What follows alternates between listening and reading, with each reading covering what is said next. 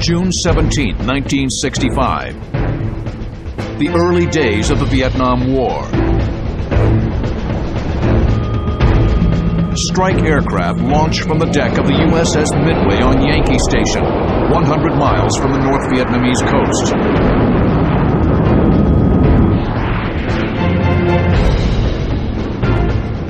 The aircraft assemble over the Gulf and push into North Vietnam. They'll hit the Thanh Hoa Railroad Bridge, a strike meant to slow the movement of supplies to the south. Among them are two F-4 Phantoms led by Commander Lou Page with his radar intercept officer, or RIO, Lieutenant J.C. Smith, in the back seat. Our mission as the F-4 fighters was a TARCAP. We were target cap in front of the target to the north. The Target Combat Air Patrol stays close to the target to intercept hostile enemy aircraft. Page and Smith's wingman is Lieutenant Dave Batson with his RIO, Lieutenant Commander Rob DeRemus. These aviators from the USS Midway have a date with destiny. On this mission, they will score the first MiG kills of the Vietnam War. The attack boys had done their thing. They had just called feet wet, and I said, let's make one more orbit. We were about 12,000 feet, maybe 13,000 feet. And we turn the orbit, and just as we sweep about 360 with the nose of the airplane, two targets pop up. That's good. Now, was it Navy? I don't think so. We didn't have that many Navy out there. Was it Air Force? Oh, I don't know, but I'm hoping. We got to look at it. This early in the war, there is no way to ID the contacts electronically. They'll have to get a visual. The bogies are at 11 o'clock, 2,000 feet up, range 32 miles. Page and Smith begin the shadow boxing by making a slight turn to the right, coaxing the bogies to turn towards them. The Americans curve away, but the bogies don't bite. The Phantoms roll back to the left, taking a more aggressive tack. What do I want to happen? I want those MiGs to turn into me. Fingernail trick. Right now you can't see if my fingernails are dirty. If he turns into me, you can see if my fingernails are dirty. Smith orders Batson and DeRemus into a trail position. They drop back. Didn't say how far. He knew. He should be 1.5 to 2 miles behind us in trail. In the front, Page and Smith will gain positive visual ID on the bogies. Batson and DeRemus will target the lead contact on radar and fire as soon as it is confirmed hostile. Page and Smith will target the second bogie. Going in, then I go to ICS, intercom. I said, Lou, you should be right on your nose. Right on your nose, just slightly above. I didn't want to put him on the nose and put him under it. All of a sudden, he said, tally-ho, 4. That's the first I knew there were 4. He said, MiGs, MiGs, because the old boy turned like this into us. Round wingtips, dirty fingernails. The contacts are confirmed hostile. 4 MiG-17s in 2 elements. They're already locked up and in range for the Phantom's Sparrow missiles. I said, shoot, shoot, shoot. You never say fire in an airplane. I heard just, whoo, I felt the missile leave the airplane.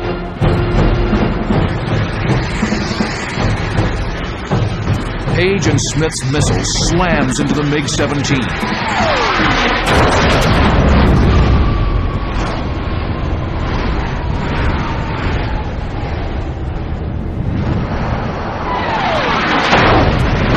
Debris from the explosion takes down the MiG's wingman.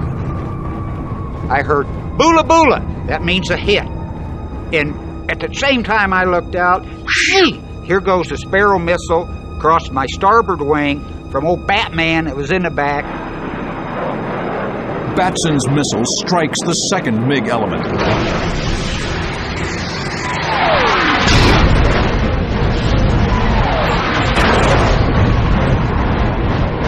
Again, debris knocks out the wingman.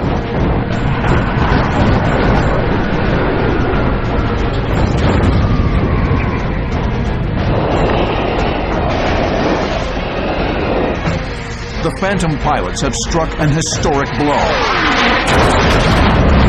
The war's first kills of North Vietnamese MiGs. They will later get official credit for 2 kills, with 1 damaged. The victory was achieved by the men of a remarkable carrier, the USS Midway. Its proud history began in the months following World War II. During World War II, the aircraft carrier came to prominence amongst navies because its offensive reach was so much greater and more powerful than any other type of platform, including the battleship. When launched in September 1945, Midway was the epitome of a World War II carrier, but the race of technology would demand vast changes. Jet aviation posed a severe challenge to carrier aviation as it was at the end of World War II. Jet aircraft are heavier, they require more power to launch, they require more space to recover because of faster landing speeds. In 1955, Midway was rebuilt with several jet-age innovations. A steam catapult to launch heavier aircraft, mirrored landing lights, and an angled deck. But it wasn't until March of 1965 in the Vietnam War that the Midway first saw combat.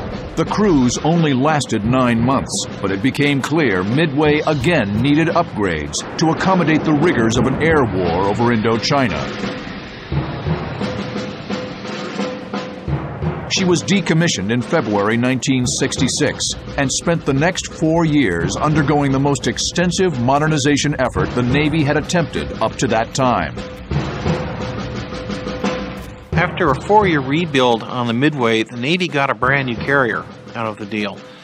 She went from a 2.8-acre flight deck to nearly 4 acres in flight deck. She could handle any of the aircraft that were currently on the Navy's drawing boards and was able to operate for extended periods of time and function every bit as efficiently as her large deck sisters. Midway is again ready to do battle over North Vietnam.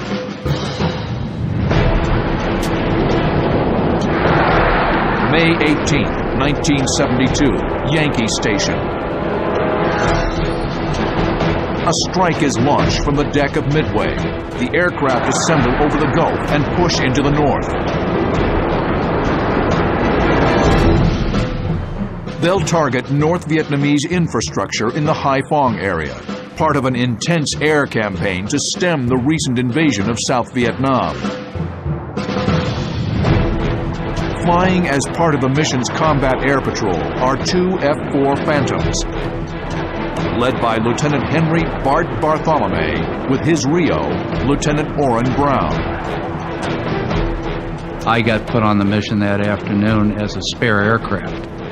The lead aircraft had hydraulic problems on the catapult, so it had to be taxied off the catapult. We were launched consequently.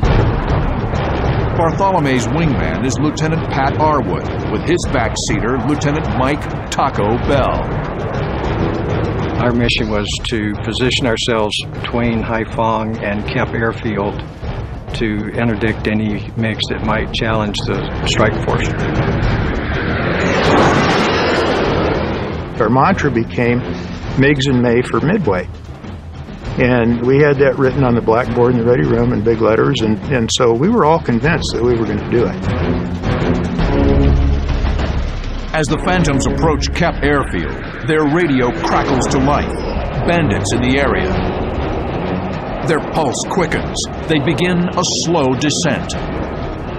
Bart Bartholomew scans the sky, sure to call out any threat to his wingman, Pat Arwood. As I looked north to clear his 6 o'clock position, I was able to see a couple of silver aircraft, and I knew that we didn't have anything that was painted that silver. So I knew they were MiGs. The Phantoms prepare for combat. It will be a baptism of fire. In their first mission over the north, they'll get their chance to score MiGs in May for Midway. May 18, 1972. 2 F-4 Phantom crews from the USS Midway are about to taste air combat over North Vietnam for the first time. Above Kep Airfield, they've spotted 2 MiG-19s. We took off after. I wanted Pat to be about 3,000 feet above me and cover me as I went down after. Arwood pitches up. Bartholomew noses down and banks right. Roaring in over Kep, Bartholomew rolls left into position behind the enemy. They became aware of him. They both pickled off their external wing tanks. There was fuel streaming out of their wing tanks. So my thought was, seeing that they still had fuel in their wing tanks, so they probably had full internal fuel just like us. I followed them as best I could. I didn't quite have the energy to pull inside them. In order to keep my energy up, I had to stay sort of nose slightly behind and not pulling quite as many G's as they were pulling inside my turn. Basically, your nose is pointed instead of ahead of the aircraft, it's pointed behind the aircraft, and you're sort of following him around like this in a lagging position. As Bart was pushing the MiGs around the circle, and they were staying in the circle, I was in a high position, and I did a series of high yo-yos. The yo-yo maneuvers will take advantage of the Phantom's raw power. Each move will improve his angle off the MiG's tail for a heat-seeking missile shot. I did the first high yo-yo, the dive down and back up. I did another dive down and back up, and I was starting to lose position. So on the third one, I knew that I was coming to the inside of the circle. I was starting to crowd Bart. I was coming too close to him. So at that point, I decided to fire to break up the MiGs. I felt a missile come off the airplane and saw a MiG-19 that absolutely cranked it around so hard, and the missile went right by his tailplanes. The MiGs split up. Bartholomew follows the wingman. Arwood stays on the leader. He buries the stick in his gut, straining to keep in trail of the tight-turning MiG-19. You pull hard and the plane is passing you. You're leaning forward in your straps. You're craning, turning very hard to the left, in this case to the left, to try to see back over your shoulder. But he had turned so far inside of me that I just lost sight of it completely. Arwood's heart races as he searches frantically for the MiG. He pitches vertical, climbing to 4,000 feet. Still no sign of the enemy. Meanwhile, Bartholomew chases the second MiG. I was losing enough energy, so I just knew that I had to get out and gather more energy back. Bartholomew unloads G and quickly distances himself from the MiG. He extends to the west 2 miles before pitching back to re-enter the fight. He's gained precious airspeed, but lost sight of the bandit. Orrin still had sight, which is a great testament to the value of having 4 eyes in a cockpit. So Orrin was able to talk me onto him. The MiG is at 10 o'clock low, sweeping left in an effort to maneuver into Bartholomew's 6. Bartholomew's instincts kick in. He'll lure the enemy closer. Then, at the last possible second, he'll pop his nose up, hit his speed brakes and flaps, and force the MiG to overshoot. It's a bold maneuver that will turn the tables in an instant. Orrin's calling the MiG, and he's calling the MiG, and he's calling the MiG with position, clock code, and so forth. And I waited until the MiG got to be about 830 low, and I could see him start to pull his nose towards me. Bartholomew yanks the stick back and performs the maneuver. The heavy Phantom pitches up as the MiG is thrown outside of his turn. So I popped my speed brakes and my flaps for about 5 seconds. And I put them right back in, and I was about upside down like so. And as I went to the outside of the turn, now I'm slower. He popped it right out in front of me. And now we're canopy to canopy going just about straight up. As they rocket into the air, the MiG inches out in front of Bartholomew, but the Phantom's airspeed is plummeting. He can't keep climbing much longer. Fortunately for me, he had the same problem, and he decided to dump his nose just a fraction of a second prior to when I did. So what happened was, at that point, he slid out slightly in front of me. I couldn't have been more than 200 feet, 100 feet, 200 feet behind him. Way too close to shoot a missile. He's in perfect position for a gun kill. But the F-4 doesn't have a gun. He throttles back, carefully trying to separate himself for a missile shot without losing too much airspeed. To the east, Pat Arwood continues his anxious search. I kept looking for MiGs, looking for my lead, looking for anybody that I could find. And I didn't see him. So I was really getting concerned about that. I looked down, and I see the runway at Kemp Airfield with all these bomb craters that had been patched. And I'm thinking, if we go down here, it's not going to be real friendly. Finally, at 8 o'clock low, Arwood spots the MiG. His enemy rocks back and forth, apparently searching for the Americans.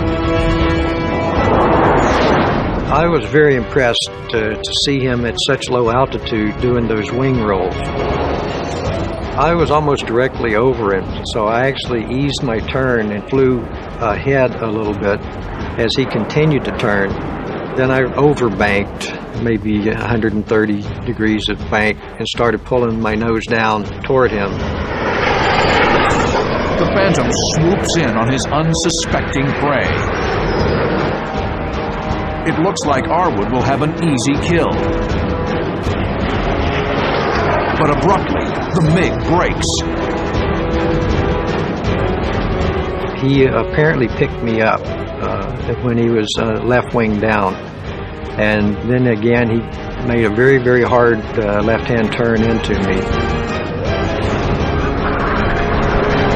Through the tight turn, the enemy again slips from view. But suddenly, Bart Bartholomew roars into the fight. Bartholomew is chasing his MiG here. Arwood is here. His MiG has slipped out of view here.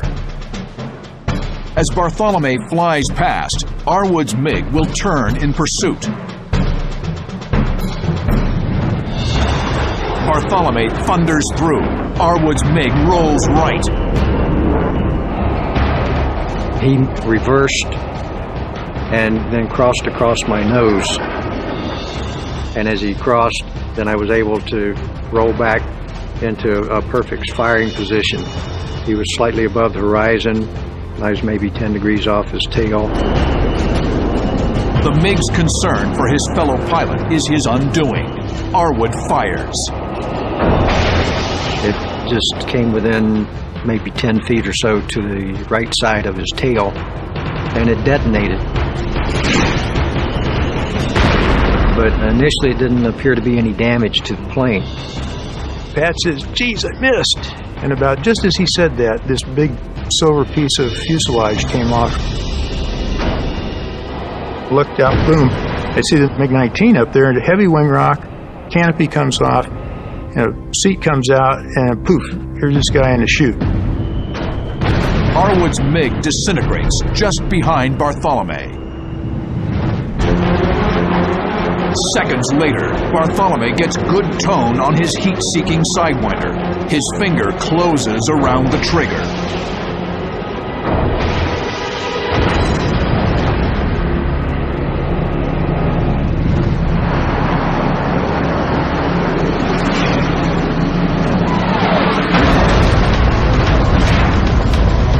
Incredibly, on their first mission over the north, Bartholomew and Arwood have scored MiGs in May for the Midway.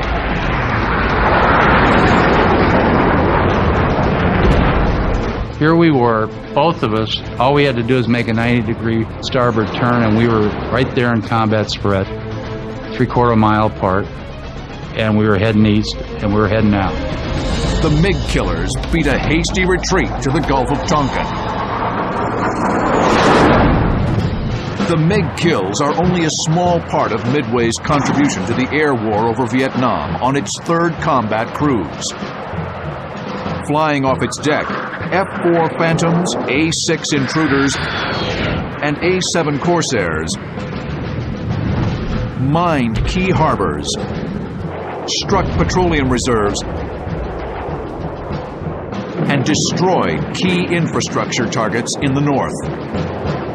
The advantage of having the carriers operating in the Gulf of Tonkin was that you were able to take an entire air group and send a couple of dozen aircraft against a single target relatively close to where that target was. So you would minimize the amount of warning that the air defense network the North Vietnamese had to react to that. Midway continued daily combat operations over the north through the end of May.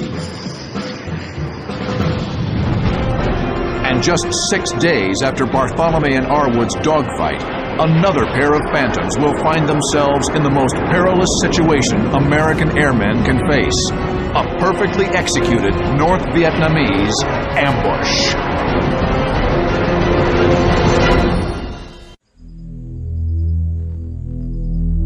May 23rd, 1972. Two F-4 Phantoms from USS Midway soar over the North Vietnamese countryside. They're flying combat air patrol for a strike against targets in Hai Phong, part of the continued effort to cripple the invasion of South Vietnam. The flight lead is Lieutenant Commander Muggs McEwen, with his Rio, Lieutenant Jack Ench. Muggs and I don't know, we kind of hit it off early on. We had a sort of a warped sense of humor between us in the cockpit. I used to tell him, I said, Jack, this is the one thing, I never wanted to die surprised. If my last conscious thought is, what the hell was that? I'll hunt you through eternity and you'll never rest. Flying off Muggs's wing is Lieutenant Mike Rabb, with his Rio, Lieutenant Junior Grade Ken Crandall. As they descend towards their cap station, their radio crackles to life. Immediately called them and said, we have a vector for bandits, 278, 70 miles. And Jack said, Roger. I said, Jack, did he say bandits? He said, yeah, I think he did. I said, confirm bandits. He said, hey, Oswald, this is Bullet. Can you confirm bandits? He said, Roger, I confirm bandits. You're clear to arm, clear to fire. That's the defining moment of a fighter pilot. Muggs adjusts his heading and moves toward the bandits, maintaining airspeed in minimum afterburner to conserve fuel. But their flight path takes them into the heart of enemy airspace, directly over Kep Airfield. I can remember thinking to myself, man, this wasn't in our game plan. I don't think I like this very much. Suddenly, Muggs gets a visual on the bandits. MiG-19s. I looked down, and on the glint of the cartridge down low were two airplanes coming at us. And so I said, tally out 200 ridgeline, 7 miles. And Jack said, let's get them. I'm right behind you. In combat spread, the Phantoms merge head-on with the MiGs. ground clutter prevents any radar lock, this dogfight will be decided the old-fashioned way. Fearless, the enemy streaks through the American formation. We had our fangs out, and oh boy, here's a quick kill, and we're going to get these guys. Muggs calls for a cross turn. You pull up and then you go this vertically and come back. It's a way of reversing course a minute, and you can keep your eye on the target. Muggs goes high. Rab goes low. But just as they enter the maneuver, disaster. Halfway through the turn, it was raining MiGs. 4 MiG-17s scream in directly towards them. I said, oh, God. That's when I said they just called the bet and they raised us about 4. And I said, well, Jack, let's go. And I said, it's going to be homicide. The Soviet-built MiG-17 is a swift and formidable opponent in close-quarters combat. At low speed, it can easily outturn the Navy F-4 Phantoms. The Americans are here. The MiG-17s are in a diving attack here, trying to hit the Phantoms while they're busy chasing the MiG-19s here. They were coming down on us. I said, oh, God. So we just started extending out. The lead MiG-17 roars past Muggs, canopy to canopy. It passed so close that, I mean, you could feel the airplane pass by.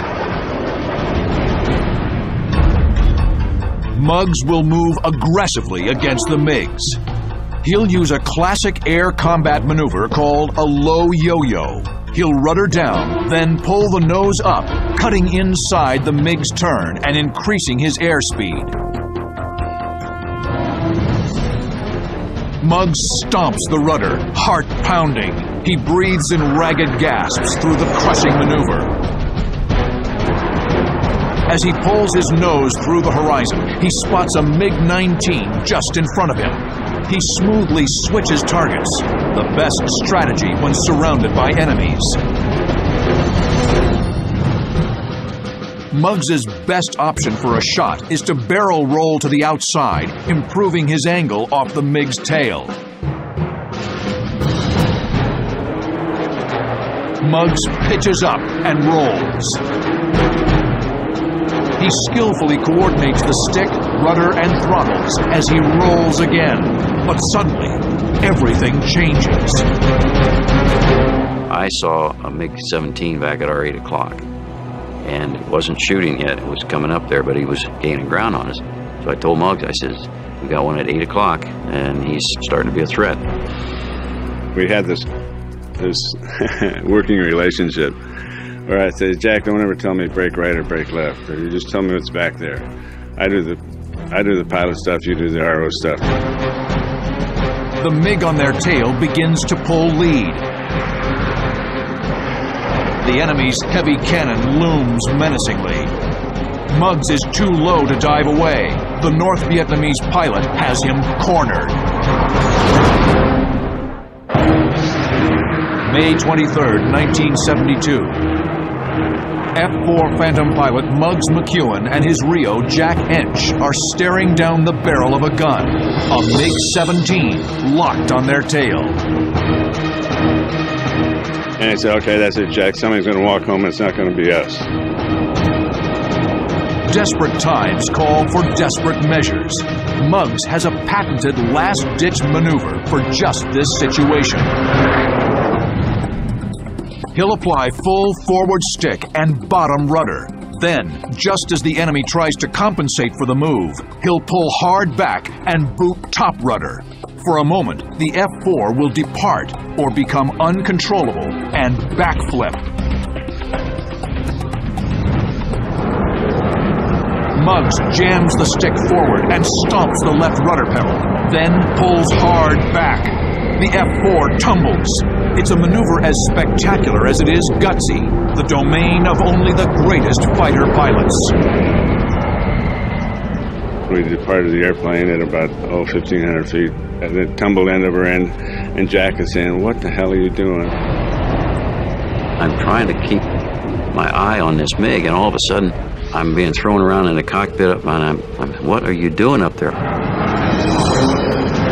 then all of a sudden the airplane scooped out and he was in control again, and I'm looking back, and I finally got my eyes back there looking, where's that MiG? And it's gone. And he said, there's one right in front of us. The astonished North Vietnamese pilot has been forced out in front of Muggs and Ench. Muggs gets good tone on his Sidewinder missile and fires.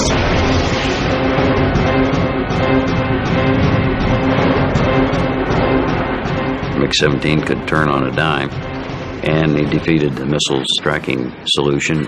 So one of our Sidewinders was gone. We had 3 left. The MiG-17 stays in his right turn, but Muggs can't pursue. He barrel rolls.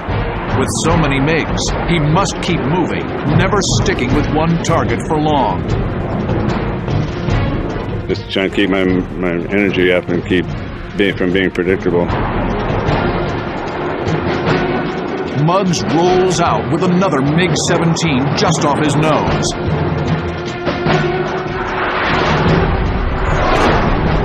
He gets good tone and fires a second AIM-9. But again, the tight-turning MiG defeats the missile lock. This time, you know, well, this is probably on TV, so we won't say the words we were saying in the cockpit, but we were very frustrated at this point. I said, you're not going to give it to me, are you, God? We're going to have to go home and tell everybody making excuses how we missed 4 MiGs. But surrounded by the enemy, there's no time to reflect. The punishing fight goes on. I'm checking back, and all of a sudden I see one at 4 o'clock, and this guy had made ground on us, and he was up there, and he was actually starting to shoot his 37 millimeter cannon at us. And I called him, I said, 4 o'clock, tracking and shooting. And he looked back on it like that and said, holy expletive. Orange tracers rip past the canopy. Muggs breaks hard into the attack. When suddenly, the MiG ceases fire. He just pulled out in front of me here like this, and I looked up, and from my time in the MiG-17, it just went, he can't see me. Muggs has managed to slip into the MiG's blind spot under its nose. To turn the tables, he'll chop the throttle, push forward on the stick, and open the speed brakes. The gut-wrenching negative G maneuver and loss of speed will force the MiG out in front of him. It's another brilliant move by a brilliant pilot.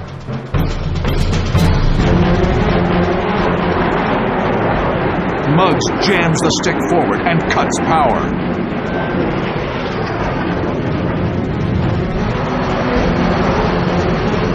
The Bandit screams by in front of the Phantom. It was about 50 feet away from his cockpit, where we could pick that guy out of a police lineup.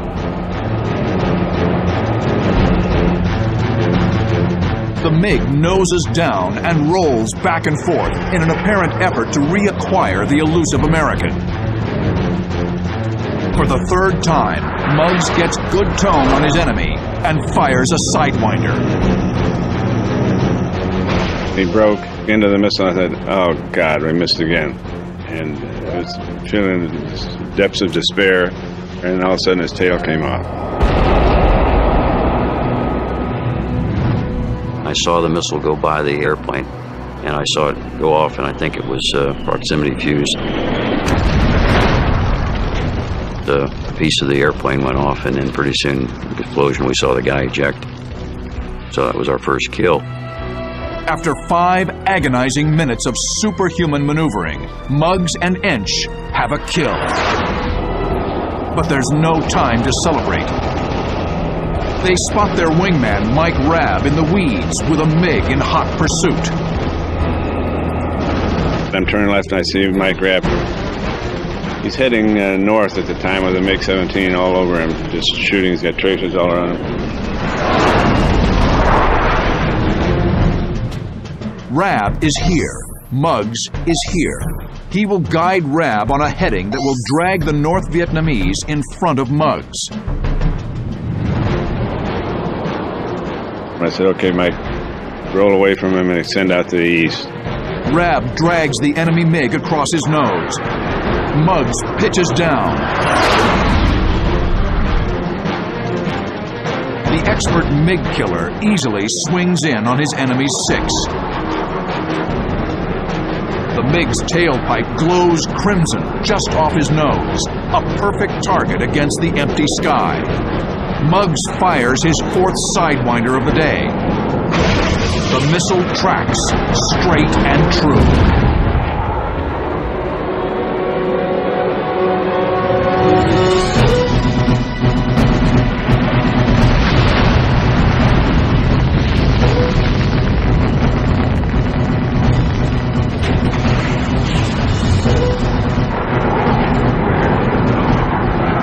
We were euphoric in the cockpit.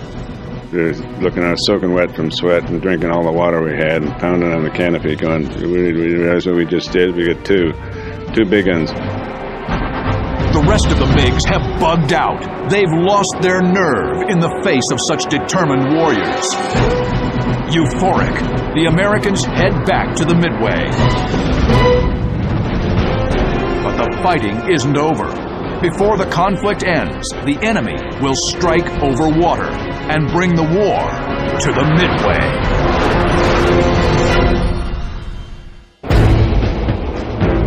January 12, 1973, the closing days of the Vietnam War. 2 Navy Phantoms catapult from Midway into an overcast sky. They're flying BARCAP, a barrier combat air patrol between the coast of North Vietnam and Midway. They'll intercept any MiGs that head out over the water towards American ships in the Gulf. Flying lead is Lieutenant Vic Kovaleski and his Rio, Jim Wise. Flying off his wing is Lieutenant Pat Arwood with his Rio, Ensign Lynn Oates. They arrive on station, and after a short time, the air controller breaks in over the radio. There's a bandit airborne, heading straight for Midway.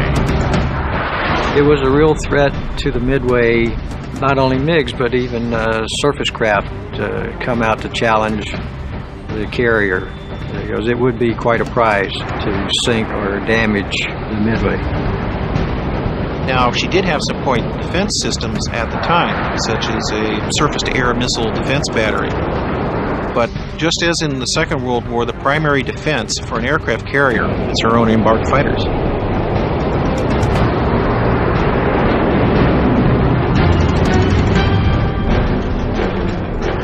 The air controller vectors them in the direction of the enemy MiG. As we were descending, Vic picked him up. It was about 11 o'clock position, and we were down in the 10,000-foot range. The MiG was maybe 12 miles or so. The MiG is heading toward the Americans.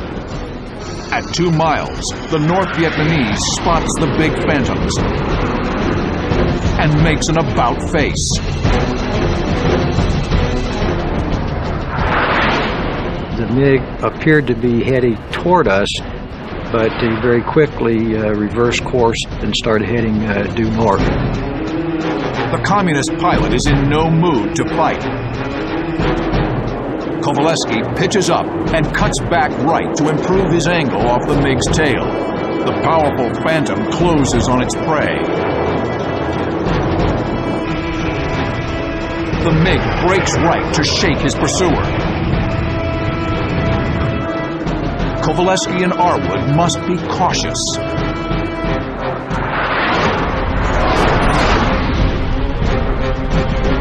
Kovaleski closes to missile range.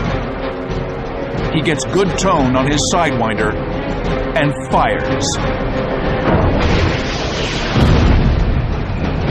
Vic's first missile detonated by the tail. I'm sure that the MiG pilot knew that he was damaged, and it was probably more damage than we realized from a distance.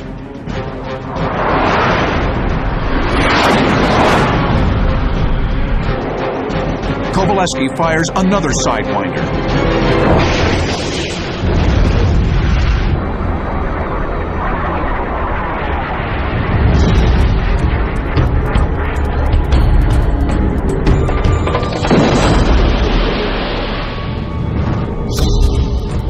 When the second missile flew up the tailpipe and it exploded, the MiG pitched up violently into a 90-degree vertical position and just virtually stopped and rolled off to the right-hand side and then plummeted into the water.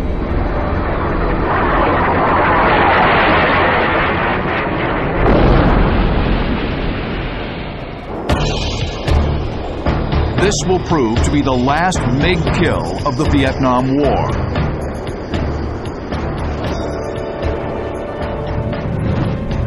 On January 27, 1973, the Paris Peace Accords are signed, and American involvement in the Vietnam War comes to an end. Between 1965 and 1973, America claimed over 200 MiGs, 8 of which were downed by pilots of the USS Midway. Midway had the benefit in providing the platform from which the very first and the very last confirmed MiG kills in the entire Vietnam War was scored. Midway served throughout the Cold War, modernized again in 1986 and equipped with the new F-18 Hornet. She goes into combat for the last time in January 1991 as flagship of the Arabian Gulf Battle Force. During 43 days of combat, Midway flies 3,339 combat sorties, averaging 121 per day, delivering 2,000 tons of bombs and missiles on enemy targets. It is a stunning achievement and Midway's swan song. In 1991, right after the successful conclusion of Operation Desert Storm, it was decided that the Midway would be retired a few years ahead of schedule. Age was catching up with her, and the fact that she just was too small to be operating the carrier aircraft that we had in the inventory. After 47 years of service, Midway is decommissioned at Naval Air Station North Island, San Diego, April 11, 1992. As testament to her proud service in Vietnam and the Persian Gulf, she was spared the scrapyard. It is now a museum in San Diego and is available for public viewing to look at a ship that basically was a milestone in carrier aviation history. It is a fitting legacy for the men and women who served on Midway and the bold airmen who launched from her deck. Men who flew into hostile skies, faced determined and skilled opponents,